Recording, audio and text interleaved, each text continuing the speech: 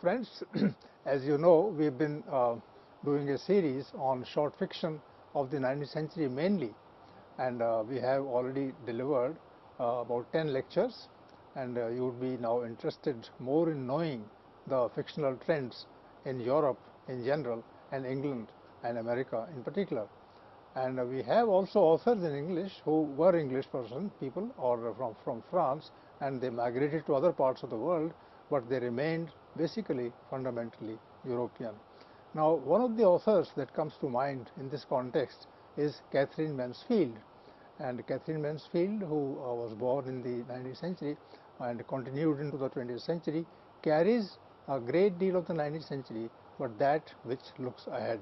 So for this particular author, and with a very specific short story in mind, we have as our resource person Professor Payal Nagpal, who teaches English in Janaki Devi Memorial College, Delhi University, and she'll be telling us about the author, about the text, about the various manifestations of experience that are there in this story, and some comments of an independent nature.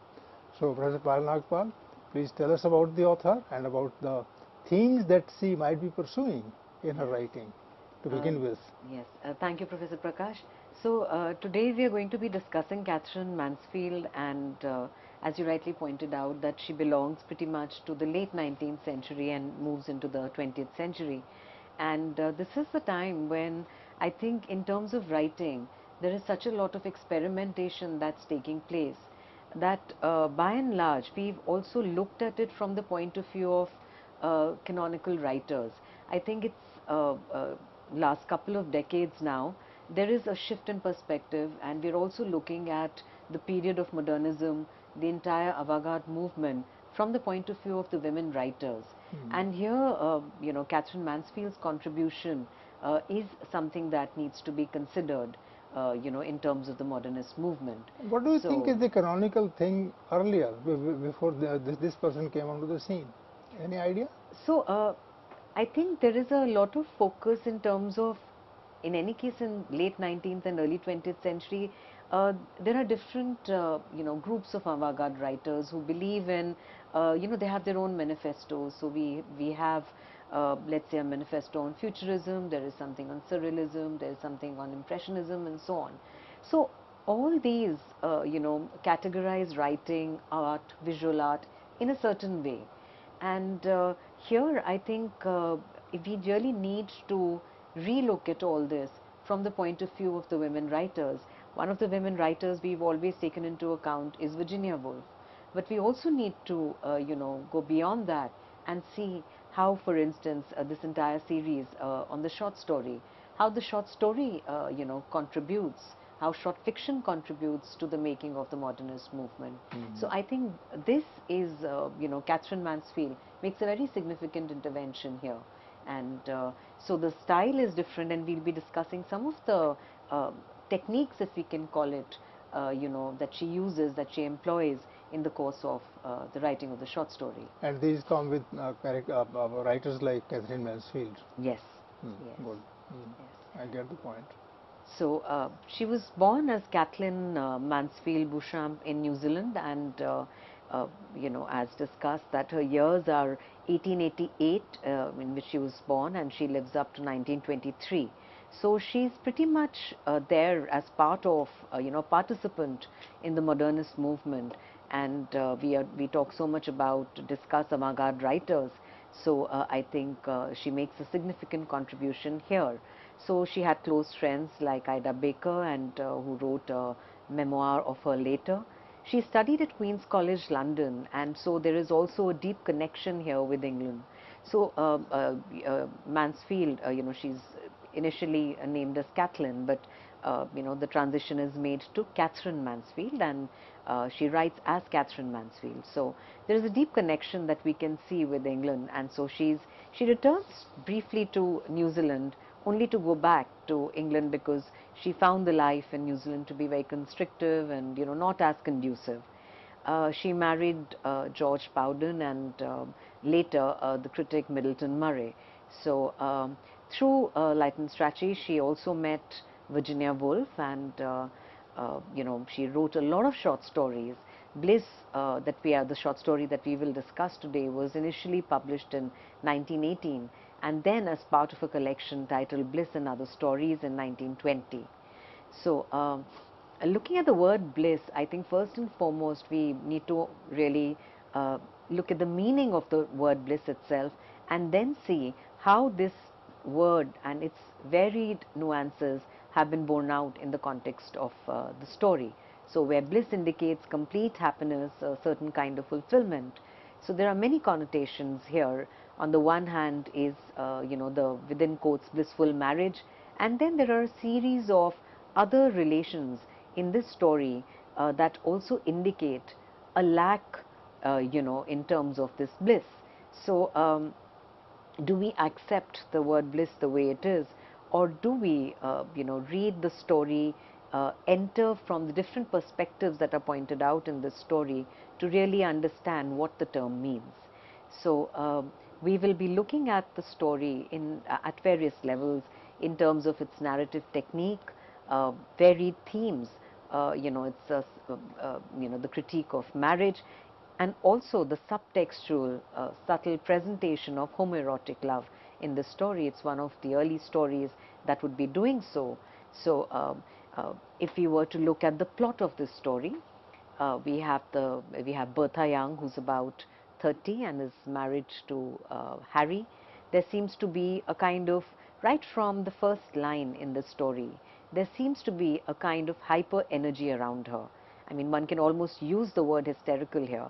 So there is a garden there that has a pear tree, and that invokes many different kinds of symbolisms and is constantly referred to in the story. She's informed by her husband Harry about some guests coming over for dinner, and one of these is Miss Pearl Fulton, who Bertha has met recently, and Bertha is very drawn towards Pearl. So at this party, Bertha, Pearl Fulton, the pear tree, there's ostensibly a kind of triad, but this expectation is belied as Bertha becomes privy to a clandestine moment between Harry and Pearl. So this changes the entire dynamic of the story, and the expectation that is built up of a kind of proximity between Bertha and Pearl is denied, at the end of the story. So, this is in terms of the plot, and of course the ending is open-ended, where Bertha is left thinking as to what she is really going to do now. So, when we try and analyze the story at different levels, let's first and foremost look at the sense of hyper energy that's there in Bertha. So as we read on, there is a distinct sense that something is going to really happen. Bertha Young is, if you look at the very first lines, so Bertha Young was 30. She still had moments like this when she wanted to run instead of walk, to take dancing steps on and off the pavement, to bowl a hoop, to throw something up in the air, catch it again, to stand still and laugh at nothing simply. And followed by, what can you do if you are 30, turning the corner of your own street?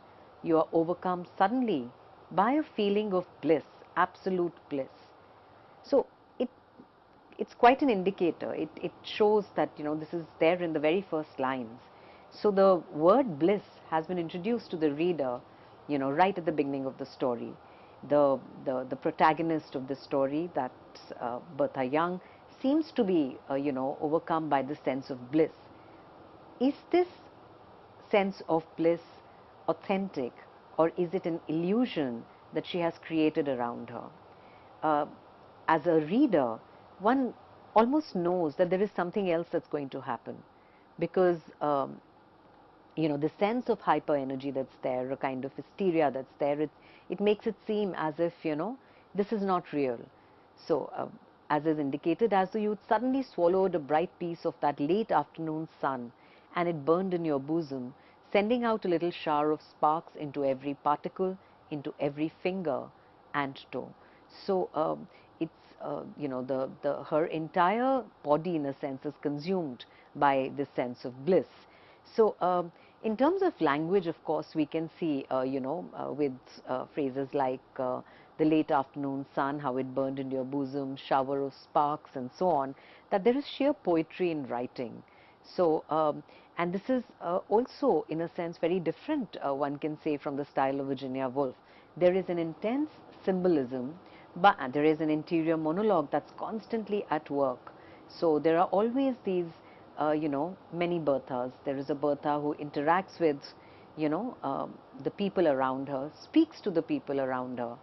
But there is a Bertha who's also engaged in a dialogue with herself, who's also speaking to herself. And this, I think, the interiority, the interior landscape of, the woman's psyche is something that is brought out with great clarity. So if we say that, the modernist technique is used here, it's used very differently, I think, in the case of Katherine Mansfield. I'd like to ask Professor Prakash what he thinks, really speaking about, this particular style that's used by Katherine Mansfield. Yeah, very clearly, I was listening to the interpretation, and very clearly you have drawn a line between what is the external reality and what is the internal reality that is forming in our mind. And these two generally don't coalesce. They in fact work against each other. So the curiosity that I have is to know whether she is indirectly critiquing the outside world and she wants to be happy with herself, or is it that the outside world is not merely critiqued, it's also rejected, and she is in fact reacting to it, and she is revolting against it, and then she's finding that there's nothing possible outside in the outside world, and therefore one should go deeper and deeper into it. And that might, in my opinion, that might create that sense of void which requires extra energy. How do you respond to this? I think this is a very interesting observation, because here I think the way Katherine Mansfield kind of, draws out her characters, uh, it's not a subject, I think, for her to critique the outer world. There would be a sense of realization. That sense of realization is not there initially, and if it is there, it is very, very latent. So I think Katherine Mansfield's strength lies in bringing her out as a subject in process from the beginning towards the end of the story, when she realizes, and that completely changes the dynamic of, whatever she has thought of herself and of the world outside. So I think how do other characters in the story figure in contrast with Bertha Mason, Bertha Young? So the other characters are in a sense, we see them through Bertha. We see them engaged in a conversation. We see them the way Bertha sees them. But at the same time, I think the reader also looks at them independently. We also get a view into the intelligentsia, really speaking of the time. Are they physically more imposing? Are they more practical? Or do they have a greater sense of feeling in them? Is there some difference between them and her? No, we actually, there is a huge difference, because these characters are more or less on the periphery in that sense, because we see them through Bertha, and a major, I mean, the story in that sense can be divided into three parts. One is the beginning.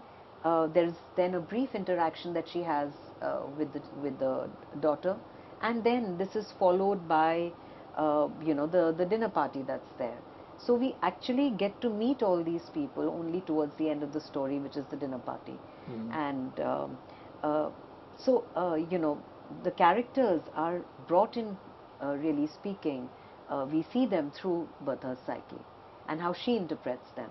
Oh, that's a very good observation, yes. We are seeing the entire thing from the point of view of the main character. Yes, of the main character. So, as mentioned, that language is very central here, and Katherine Mansfield is, she writes a story in which language is extremely layered. We see her, we know, the psyche, the thoughts of the main character, that's Bertha Young, and this was in a sense unique to the late 19th and early 20th century, because we are discussing here the interiority, really speaking, of women.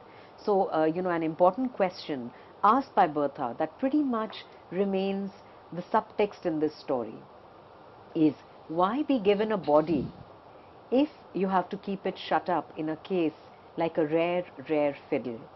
So, why is it that, which is why I think in Mansfield's story, we are always conscious of Bertha as somebody whose, her embodied presence is something that has great appeal. So her question that, why is it that, one is given a body and you have to keep it shut up in a case? This is where we have the subtext in the story, be it her relationship with her husband Harry, or be it her relationship, her that's going on more in her mind with Pearl Fulton. So, as she looks at herself, what she sees is really a woman who is waiting for something to happen. So when she sees herself in the mirror, and the narrative tells us that for the most she dared not look at herself in the cold mirror. And it's interesting the way, I mean, just such a lot of difference between the word mirror and cold mirror, where cold mirror is probably giving her an image that, she's not comfortable with. But she looks into the mirror and she sees a woman who's, radiant and smiling and so on. I think the whole image of bliss. But this is, in a sense, undercut. It's undercut because it's followed by, a statement that says that she also sees a woman who's waiting for something to happen, something divine to happen that she knew must happen infallibly.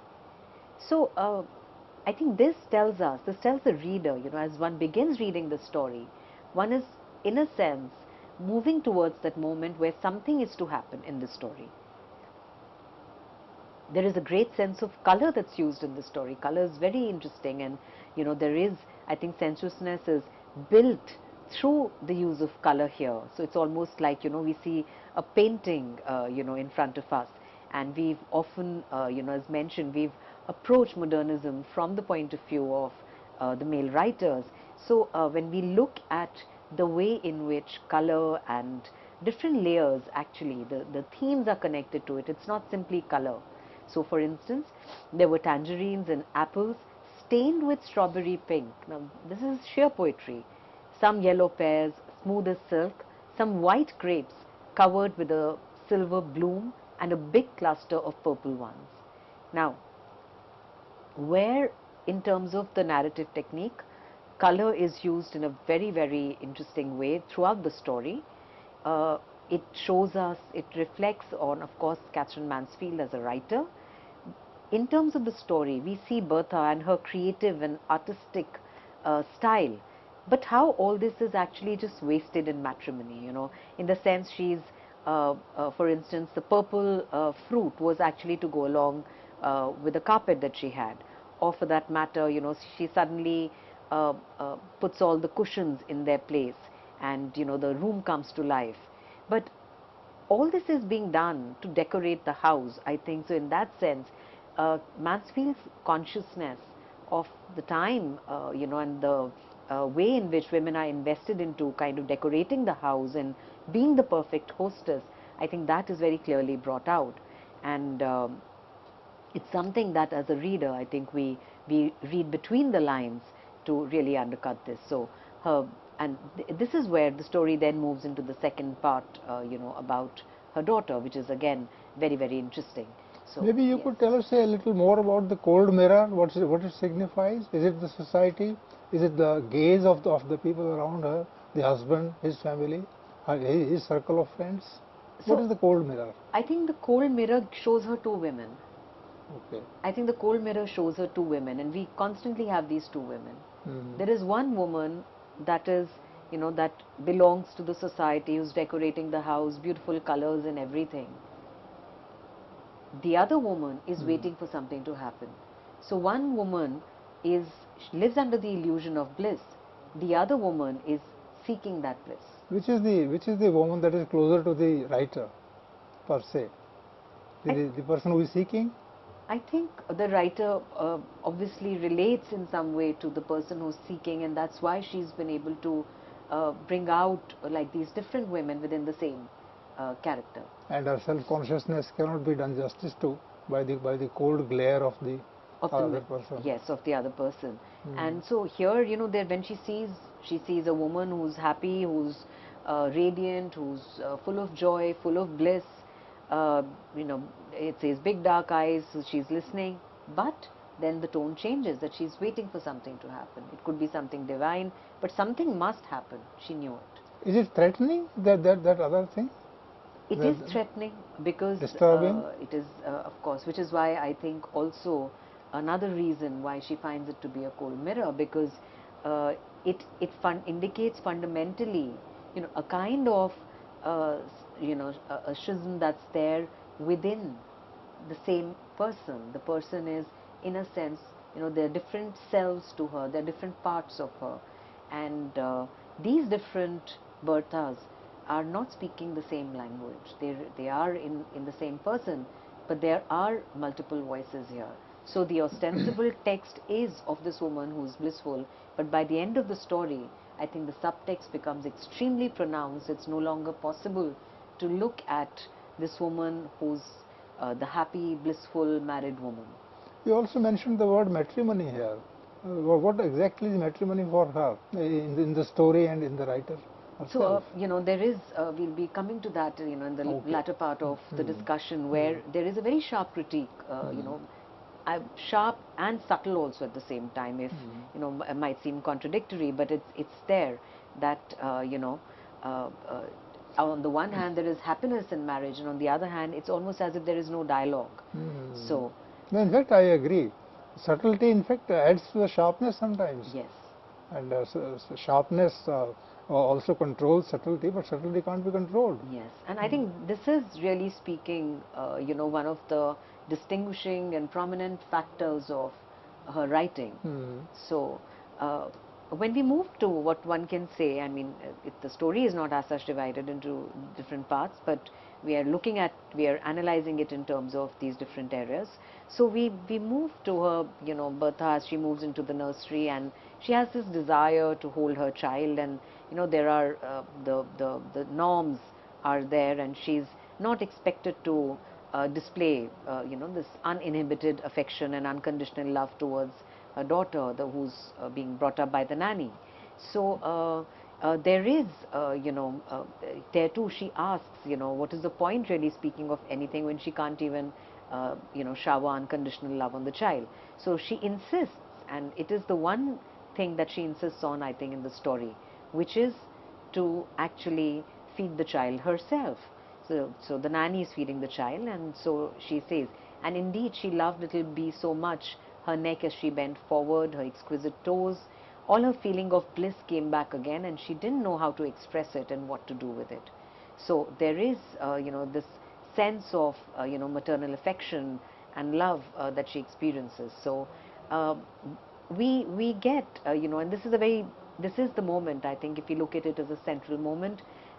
As a mother, she asserts herself into, kind of holding the child much against the wishes of the nanny, and she feeds the child. Uh, but we get the first insight into, the crack in the marriage, really speaking. So there is, as we discussed, one aspect of Bertha, which is, the blissful woman, happy in matrimony. But we get an insight into this when she gets a phone call from Harry informing her that, the guests are going to be coming. So she asks herself, what had she to say? She had nothing to say. She only wanted to get in touch with him for a moment. She couldn't absurdly cry, hasn't it been a divine day? So, the fact that she had nothing to say, I think it's also she had nothing to say to him. You know, she couldn't absurdly cry that, hasn't it been a divine day? This experience of bliss that she's really speaking, thinking about, is on her own, and the way she looks around at things. But in her conversation with Harry, there is, really speaking, no sense of any bliss there. And she's really speaking, saying that she had nothing to say. The fact that she had nothing to say also shows how there is some sense of lack here, and we really speaking, the reader also wants to read further to know what really speaking is this lack all about. So there is the expectation from her to be that ideal hostess who's going to ensure that everybody is well taken care of. The house is looking very warm and nice and colorful, and how she's really speaking, portraying and projecting herself in a state of bliss. So with this, we'll actually move to the next part of the story, where there is a dinner, at their house, and different people from different aspects of society are going to be part of this particular dinner. So like the Norman Knights, this family will be there. There's a young poet, Eddie Warren, and what is termed as a find of Bertha's, that is Pearl Fulton. She is also going to be present here. So friends, we have seen a very fine introduction to the story Bliss by Katherine Mansfield in the first part of the lecture, and here there is a kind of background that is given, and the complexity, the multiplicity that is entirely evident in the analysis. The woman is not just one woman. There are many layers to her, many kinds of existences, as a part of her character, and she has to choose one in preference to the other, and she doesn't know how to do it. And when she has nothing to say, then she has the courage also to say that she has nothing to say. And the person to whom she does say this is her husband, a partner in matrimony.